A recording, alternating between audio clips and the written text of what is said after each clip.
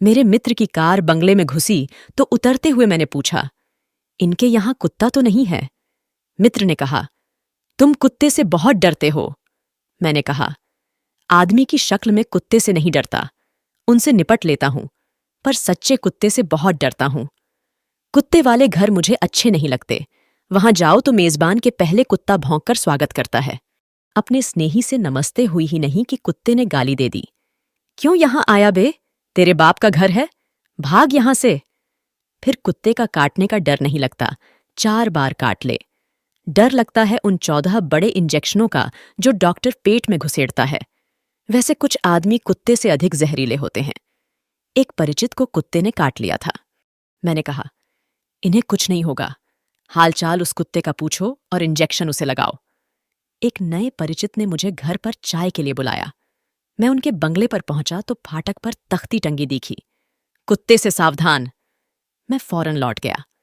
कुछ दिनों बाद वे मिले तो शिकायत की, आप उस दिन चाय पीने नहीं आए। मैंने कहा, माफ करें, मैं बंगले तक गया था। वहां तख्ती लटकी थी, कुत्ते से सावधान। मेरा ख्याल था उस बंगले में आदमी रहते हैं, पर नेमप्लेट कुत्ते की टंगी हुई दिखी। वैसे कोई कोई आदमी कुत्ते से बदतर होता है। मार्क ट्वेन ने लिखा है, यदि आप भूखे मरते कुत्ते को रोटी खिला दें तो वह आपको नहीं काटेगा। कुत्ते में और आदमी में यही मूल अंतर है। बंगले में हमारे स्नेही थे, हमें वहां 3 दिन ठहरना था। मेरे मित्र ने घंटी बजाई तो जाली के अंदर से वही भौं भौं की आवाज आई। मैं 2 कदम पीछे हट गया। हमारे मेजबान आए, कुत्ते को डांटा, टाइगर टाइगर। उनका मतलब था, मेरे शेर, ये लोग कोई चोर डाकू नहीं है, तू इतना वफादार मत बन। कुत्ता जंजीर से बंधा था।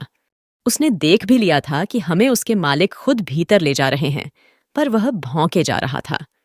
मैं उससे काफी दूर से लगभग दौड़ता हुआ भीतर गया। मैं समझा, यह उच्च वर्गीय कुत्ता है। लगता ऐसा ही है। मैं उच्च वर्गीय का बड़ा अदब करता हूं, चाहे वह कुत्ता ही क्यों न हो। उस बंगले में मेरी अजब स्थिति थी। मैं हीन भावना से ग्रस्त था। इसी अहाते में एक उच्च वर्गीय कुत्ता और इसी में मैं। वह मुझे हिकारत की नजर से देखता। शाम को हम लोग लॉन में बैठे थे। नौकर कुत्ते को अहाते में घुमा रहा था। मैंने देखा, फाटक पर आकर 2 सड़कियां आवारा कुत्ते खड़े हो गए। वे सर्वहारा कुत्ते थे।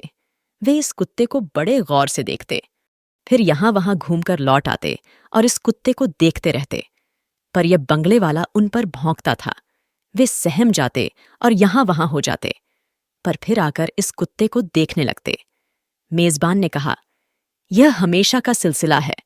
जब भी यह अपना कुत्ता बाहर आता है, वे दोनों कुत्ते इसे देखते रहते हैं। मैंने कहा, पर इसे उन पर भौंकना नहीं चाहिए। यह पट्टे और जंजीर वाला है, सुविधा भोगी है। वे कुत्ते भुखमरे और आवारा हैं, इसकी और उनकी बराबरी नहीं है। फिर यह क्यों चुनौती देता है? रात को हम बाहर ही सोए। जंजीर से बंधा कुत्ता भी पास ही अपने तख्त पर सो रहा था। अब हुआ यह कि आसपास जब भी वे कुत्ते भौंकते, यह कुत्ता भी भौंकता। आखिर यह उनके साथ क्यों भौंकता है? यह तो उन पर भौंकता है। जब वे मोहल्ले में भौंकते हैं तो यह भी उनकी आवाज में आवाज मिलाने लगता है, जैसे उन्हें आश्वासन देता हो कि मैं यहां हूं, तुम्हारे साथ हूं। मुझे इसके वर्ग पर शक होने लगा है। यह उच्च वर्गीय कुत्ता नहीं है। मेरे पड़ोस में ही एक साहब के पास 2 कुत्ते थे, उनका रोब ही निराला। मैंने उन्हें कभी भौंकते नहीं सुना। आसपास के कुत्ते भौंकते रहते, पर वे ध्यान नहीं देते थे।